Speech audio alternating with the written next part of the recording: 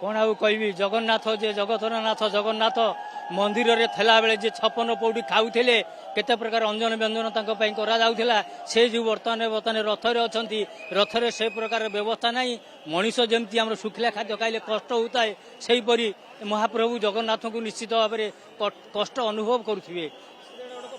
एटा परंपरा थिले मध्य ए परंपरा रे केते जे कष्ट होची खरा तरा वर्षा रे शुक्ला भोग खाई से रहउचंती एटा समस्त भक्त मान को निश्चित भाव में कष्ट अनुभव करा होची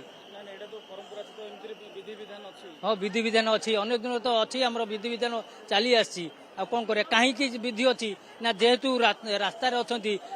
बड़दाण्ड अच्छा बड़दाण्ड से चकटा खाद्य कि जो नीति नियम खाद्यटा हो पारना से शुखिला भोग दि जाऊँगी आज्ञा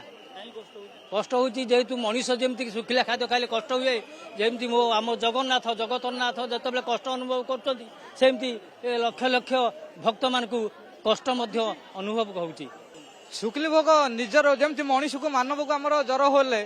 जमती औषध ट्रिटमेंट करा जाए सेमती प्रभु भी औषध पत्र सब बटा बटी होकर प्रभु को दिया होकर प्रभु भी 15-17 दिन 16 दिन पर्यंत रहिले निरापद आपसे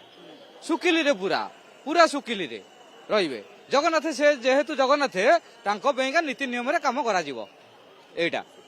शुकिली भोग महापुर खाइले सुस्थ हेबे।